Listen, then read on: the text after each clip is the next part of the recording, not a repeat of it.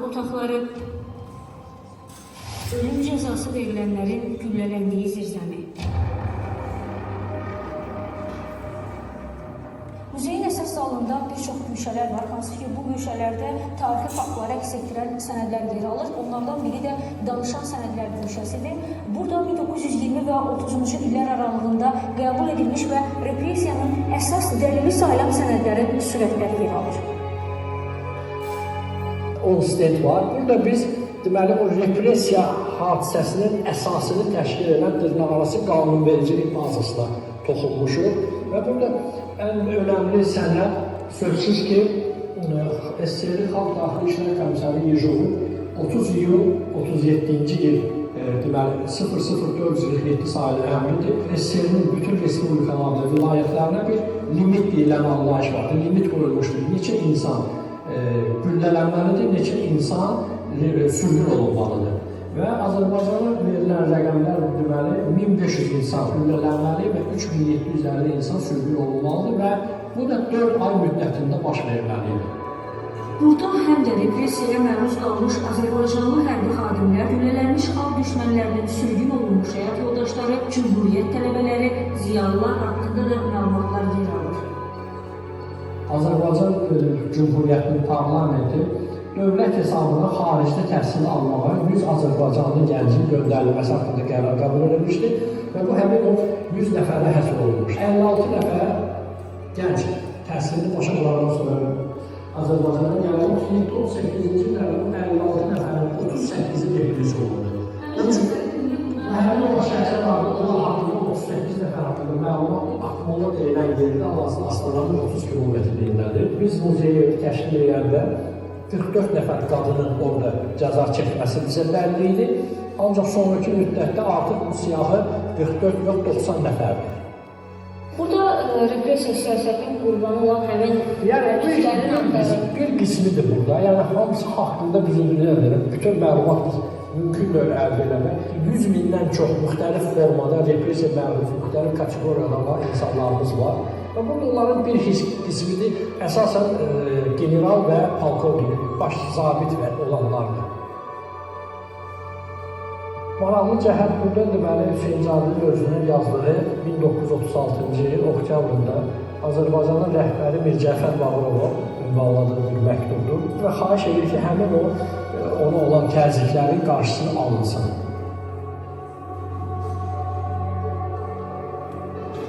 Bura isə dindirilmə otağı adlanır. Yəni o vaxtlar həbs olunan şəxslər belə bir otaqda soru-suala tutulurlarmış və onlardan Milliyyətçi Əks-İnqilabi Təşkilatının üzvü olduqlarını demələri tələb edilirmiş.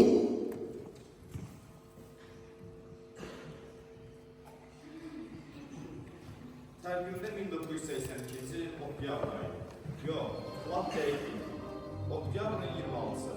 Həmin tarix ona görə deyirəm ki, məşəqqətləri, istirabların sonunda ümidlə üz-üzə, göz-gözə gəldik ki, Bakının Binaxal ayırmandakı istihamda bir susqunluq vardı.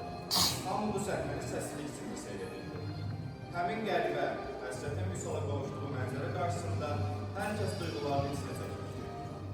Bəlkə də dinlənməyə nə şeysən deyil, ya danışmağa sözü vardı. Tanınmış yazıcı publisist Rafa Hüseynov, Cavidlər əsərində o günü belə təsvir edirdi. Cavidi qarşılayanlar arasında bir nəfər də vardı. Turan Cavid. Dayanır. Hərəkətsiz dayanır. Külək saçlarını daldı. Nə gözlərində yaş var, nə dodaqlarında sevinç şarkısı. 45 illik ayrılıqdan sonra Cavid yenidən qayıdır.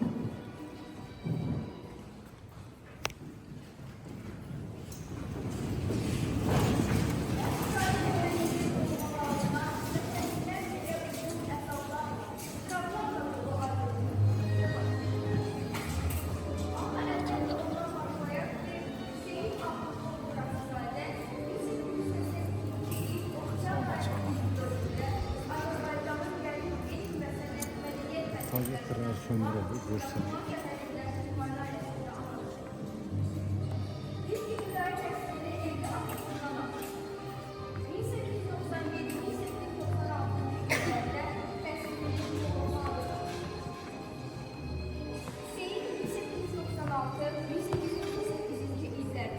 Görkemliğin baripərvər, silahlı istedadlı pedagog, Məhəmməddağı Silgili tərbiyə məktəbində oxumuş, daha sonra isə regionun pedagogik mərkəzlərindən sayılan Təbrizin Xəyriyyə Mədrəsəsində müdahiləsidir.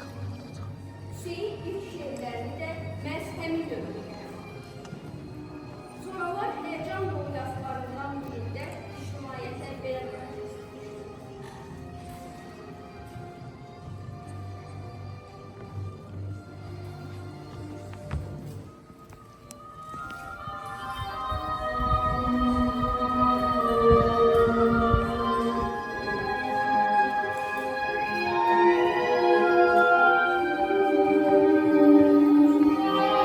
Beş gönüllünün neçə əfsanəsi var.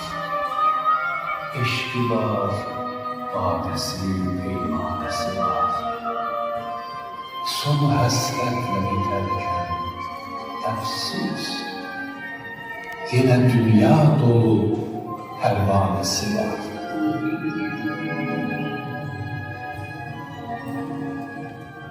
Əfəndilər, möhtərəm qarələr, müəllimlərə hörmət ediniz, onları seviniz, onları çox böyük görün.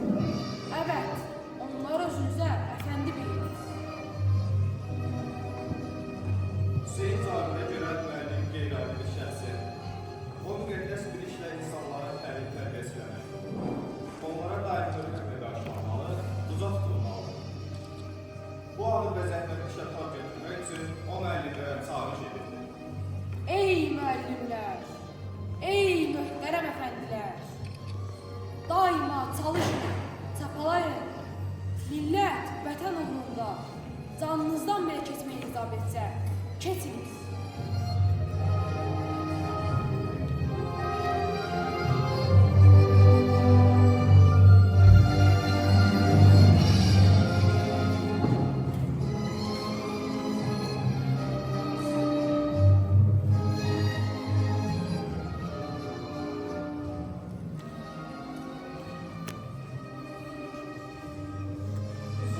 Yavrum, adın nədir?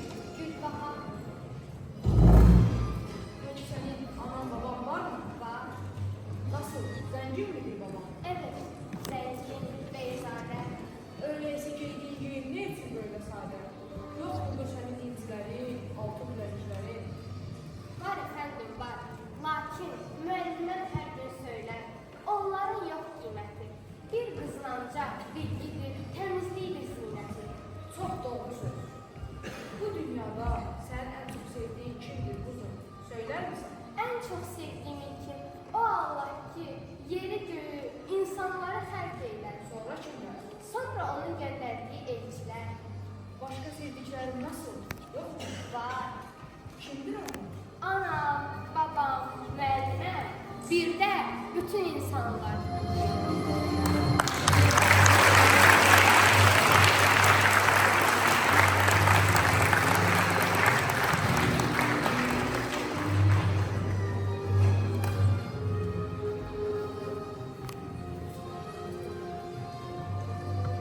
Senin yaptığın mesleklerinde Mihriban, Halil, səmimi bir dillə danışan müdrik bir insan təsdiqlanırlar mənim obrazımda öz tanımlıcı olan.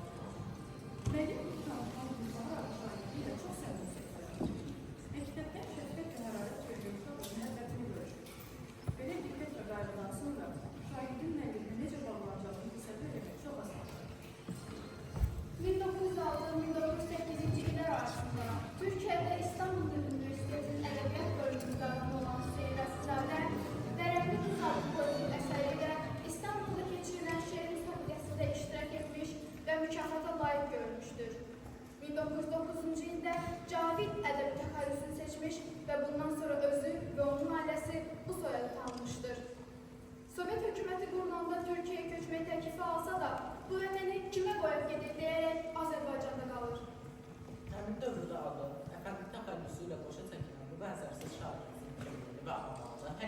təsəlli edildi. Türk sevdası Cavid Əfəndi, oğlunun adını Əhməd oldu, qızınınkini isə Turan olmuşdu. Əlbəttə, mübariz, qorxmaz şahidimiz, milli düşüncə sahiblərini, xalqın aydınlarını tanıdık ki, müsabaqa vasitəsilə ən ağır cəza məhkum edildiyini fərqliydi. Hüseyin Cavid həqiqət ədalət cadısıdır. Yaratdığı fərqin və məhdudluğu, özəlliyi, vətənpərvərliyi, insanpərvərliyi, bir sözlə ən gözəlləşən keyfiyyətləri tərənnüm edir. Hüseyin Cavid dünyaya və insanlara gözəllik meyarı ilə baxırdı. Gözəl sevimlidir, cəllad olsa da, sevgi xoşdur, sonu bərbad olsa da, uğrunda mərmiyim bərbad olsa da, son dildarım gözəllikdir, sevgidir. Hüseyin Cavid ədəbi yaradıcılığına belə lirik şeirlərlə başlasa da, 1910-cu ildən dramaturgiya janrına müraciət edərək bir pərdəli ana pyesini yazır.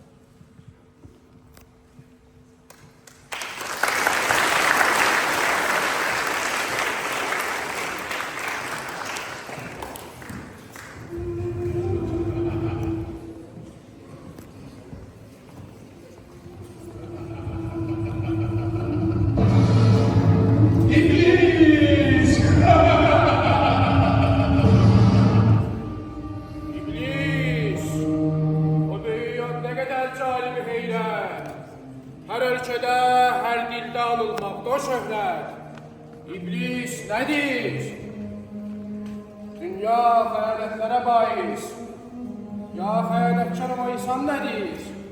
İblis, iblis, iblis!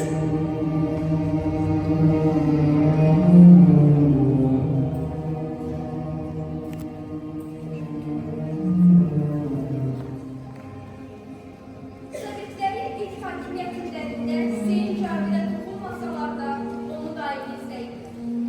Hüseyin Cavid 1926 yılında Almanya'ya gitti ve 7 ay Berlin'de yaşadı. Hemen müddet ərzində oradan isyanların mənəvi istirablarını özündə əks etdirən şeirlər yazdı.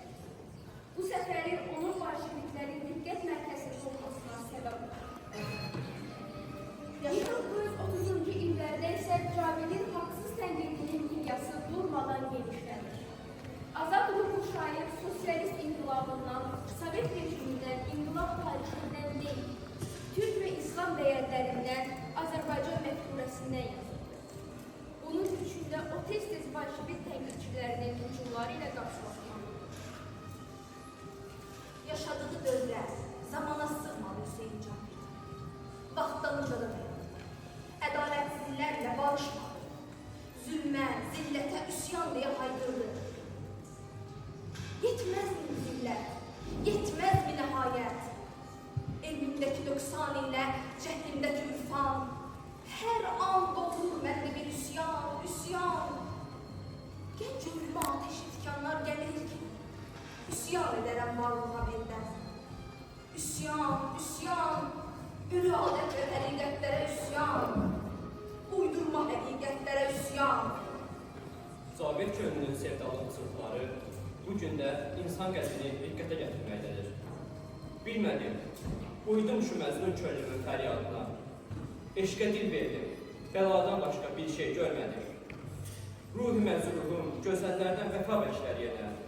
Ben henüz əslə cəfadan başqa bir şey görmədim. Gözəlliyi, sevgini öz tanrısı bilən Cavid, Sovetlərin şəhərinə şeirlər yazmadı. Öz sənət idealına, sənət əmalına hər zaman sadiq qaldı. Mən fəqət üstündə şairiyəm. Yenə mən də səma şairiyəm. Hüseyin Cavid qəlbində diləni yazdı. Ömrü boyu yalnız həqiqətin, insanlığın, sevginin gözəlliyi nəsri oldu. Mütləq həqiqət eşqdir dedi. Nə eşq olaydı, nə aşıq, nə nazlı afət olaydı. Nə xəlq olaydı, nə xaliq, nə eşqi həsrət olaydı. Turan sevdalıydı. Həmin dövrdə fikir mücadiləsinin səhifələrində ön planda yer almışdı. Turan daha kəskin bir qüvvət, yalnız mədəniyyət deyirdi. Ramcı Cavid Əfəndi sözsüz ki hədəfdə idi. Nəhayət o da Azərbaycanın bir çox siyasisi kimi Stalin siyasətine hoş gəldi. 1937-ci ildə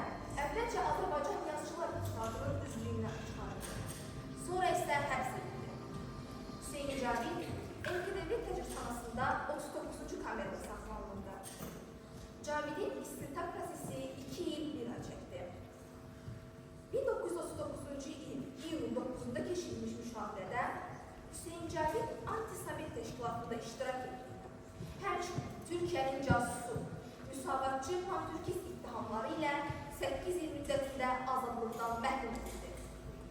Hüseyin Cavid həbsindən sonra ailənin çətin günlər başlayır.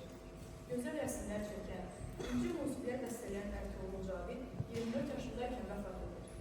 Müşkiləs xanım ömürgün yoldaşını və gənc Ərtuğrul Miskinini qəlbində yaşadaraq qaçırdı dünyadan.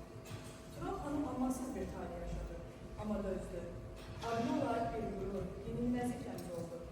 Üzərində yazılmış 3 şərəfi adı məğrurcasına daşıyan bir insanlardan Hüseyin Cavid, Müşkiləs Cavid, Ərtuğrul Cavid.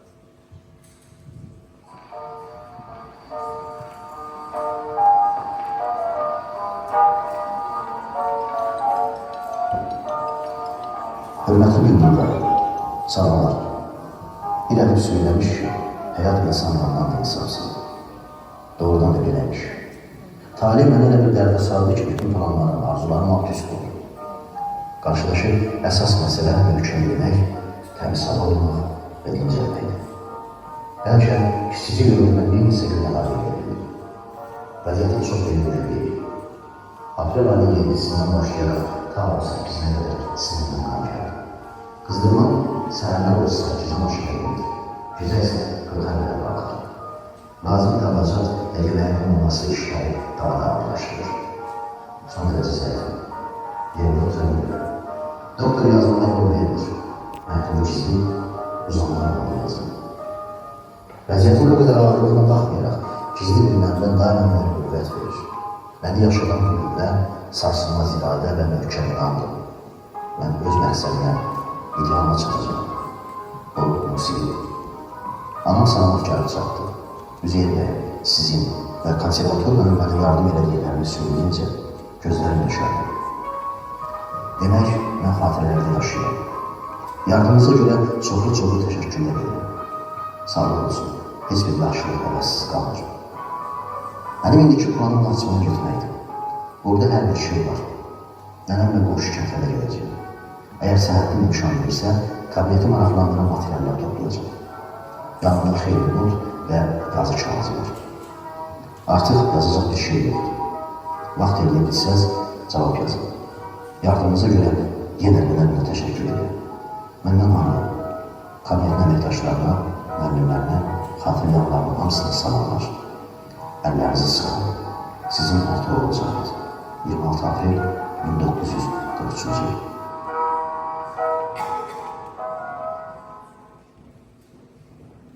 Hüseyin Cavidin son günlərdə keçirdiyi İslam əmək düşərgəsinin rəhbərləri Şember və Çuvayan soyadlı NKVD kapitanları.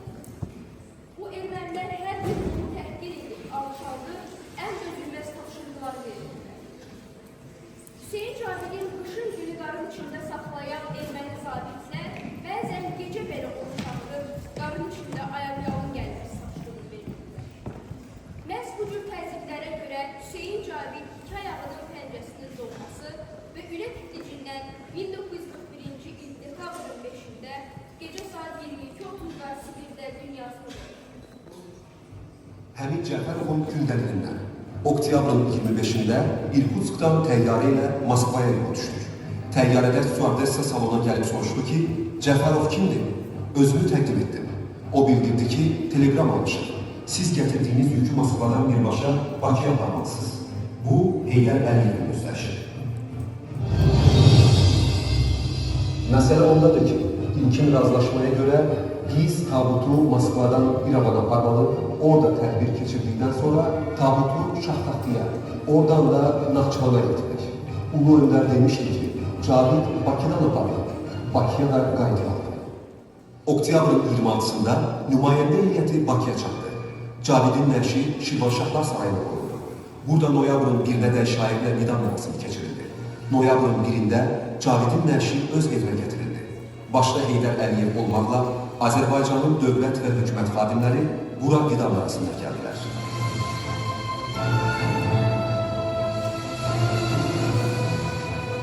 Sonra cənazə xüsusi təyyarə ilə Naxçıvana aparıldı.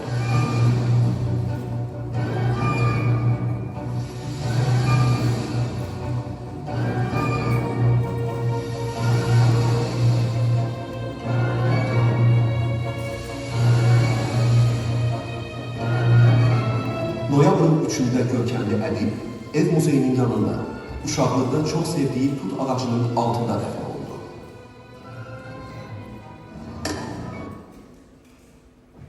Ulu Öndər Heydər Əliyevin göstərişi ilə 1982-ci ilin oktyabr 12-də Naxçıvan Vilayət Partiya Komitəsi Hüseyn Cavidin məzarının tapılması, cənazəsinin qalıqlarının Azərbaycana gətirilməsi ilə bağlı qərar qəbul etdi.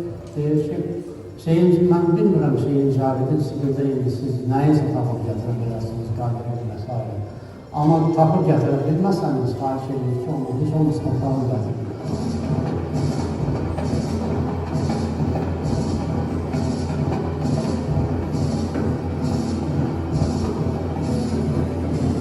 Həmin Cəfərovun xatirələri mən Naxçıvanın Daxili İşlər Nazirliyi müavini Teymur Əliyev və SSR Xalq Deputatı Zakir Nəsirov Sibirə yola düşdük. Oktyabrın 19-da İrkutskda vilayət rəhbərləri ilə görüşdük. Vilayət Partiya Komitəsinin katibindən xahiş elədim ki, bizə bir ekspert kriminalist, bir fotoqraf, bir də o vaxt Əliblər evində işləyənlərdən birini versinlər. Elə də biləm. Noyabrın 3-də qədim olunan Naxçıvan torpağı böyük şair ölümündən 41 il sonra 100 yaşının tamamında bağrına bastı. 82-ci ildə Hüseyn Cavidin cənazəsini uzaq Sibirdən Azərbaycana gətirmək asan iş deyil. Bu böyük iradə, böyük cəsarət tələb edir. Ancaq xalqımıza, millətimizə, tariximizə, mədəniyyətimizə, ədəbiyyatımıza, mənəviyyətimizə olan sədaqət belə bir cəsarət göstərməyə mənə imkan verir.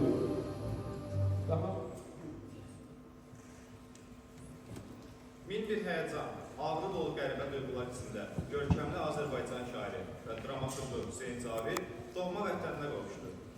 Cavidin cənazəsinin qalıqlarının Azərbaycana gətirilməsi ədəbi mühitimizdə əlamətdar tarix olmaqla yanaşı, daha çox cəsarətli bir addımın məntiqi nəticəsi idi. Bu xalqımızın dahi oğlu, ümumili lider Heydər Əliyevin uzun illər gərgin təşəbbüsü, zəhməti, xeyir-duası və qayğısı sayəsində mümkün olmuşdur.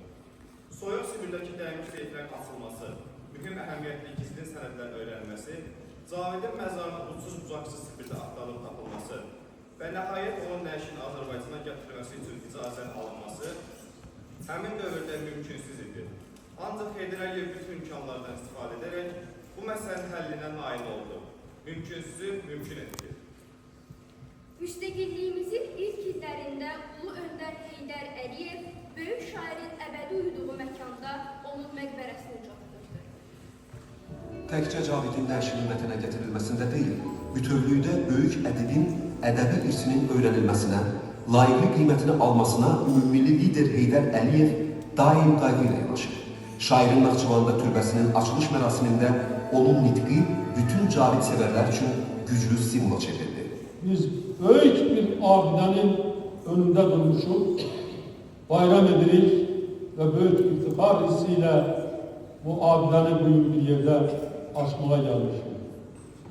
Mən çox məmnunam, çox sevinirəm ki, 15 il bundan öncə qəbul etdiyim qərar indi həyata keçirildi. Mənim arzularım həyata keçirildi. Mən sizi və özümü də bu münasibətlə təbrik edirəm.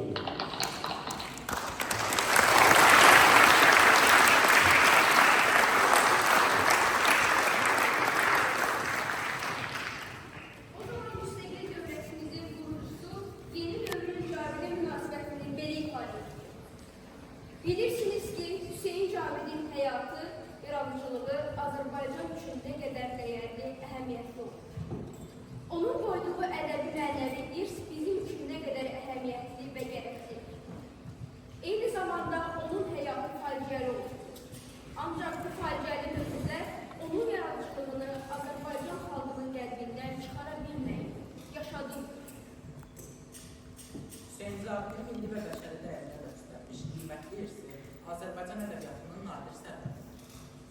Ümummilli lider Heydər Əliyev, böyük şair və dramaturq Hüseyn Cavidin xatirəsinə layiq məqbərə inşa edildi. sevgisinin canlı heykəli olan Turan Zabidin arzusu ilə Bakıda dəfn edilmiş İltimas namına və Naxçıvanda toprağa tapşırılan Pərtovluq Zabidin məzarlığı türbəyə gətirildi. Bir neçə ildən sonra böyük sənətkarımız son gəldi. Qızı Turan xanım da öz doğmaları yanında əbədiyyət etmişdir. Sonraki illərdə Heydər Əliyev hirsinin layiqli davamçısı, Azərbaycan Respublikasının prezidenti cənab İlham Əliyevin diqqət və qayğısı ilə cavir yaradıcılığının dövlət səviyyəsində təbliği sahəsində böyük işlər görüldü. Prezidentin 12 yanvar 2004-cü il tarixli sərəncamına əsasən Hüseyin Cavidin əsərləri 5 cilddə Latin qrafikası ilə nəşr olundu. Prezident cənab İlham Əliyevin müvafiq sərəncamları ilə Hüseyin Cavidin 125, 130, 135 illik yubileyləri yüksək səviyyədə qeyd olundu. Bakıdakı ev muzeyi tərəfindən Hüseyin Cavidin bir çox əsərləri Azərbaycan dilində və bəzi xarici dillərdə hazırlanaraq nəşr edildi. Hüseyin Cavidin həyat və yaradıcılığı barədə materialları əks edən 30 cildik Cavidşünaslıq araşdırmalar konusu ərsəyə gətirildi.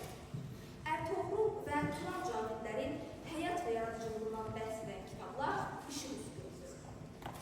Bugün xalqımızın böyük şairi və dramaturgu Hüseyin Cavid doğma yurdu Naxçıvanda olsa da ruhu bütün Türkiye'lərdə dolaşır. Cahanı xilas edəcək iki böyük qüvvət var: gözəllik və məhəbbət.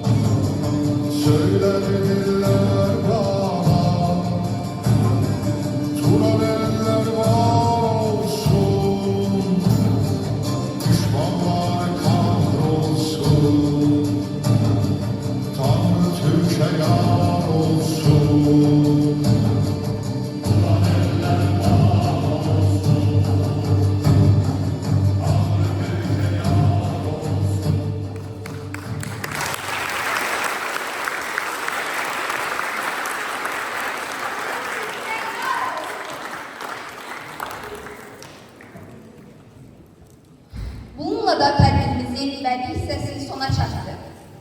Bugün tədbirimizdə hörmətli qonaqlarımız iştirak edir. Dahi Hüseyin Cavidin nəşrini Sibirdən vətənə gətirən komissiyanın rəhbəri olmuş Cavidşünas Polkovnik Həmin Cəfərov.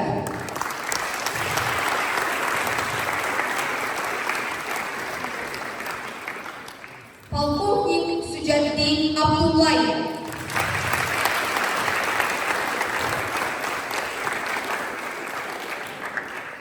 Polkovnik Azər Hacıbəyli.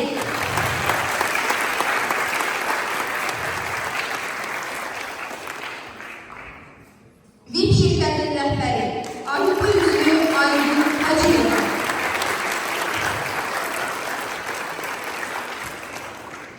İctimai xadim, şair Üldoşli Kazımov.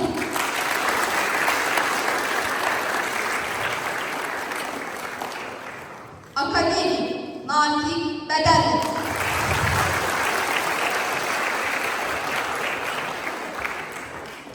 Veteran, şair, mayor Ayla Şirinova.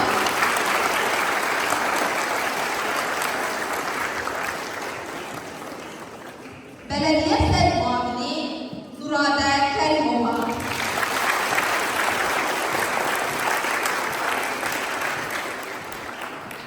Şair publisist Sevinç Alperimli.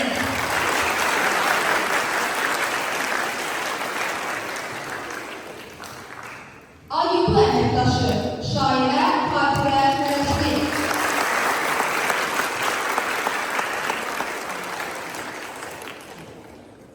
Baş redaktor Arzu Üzlü Beynəlxalq Sülh Səfiri İctimai xadim Zahirə Mürvət Qızı.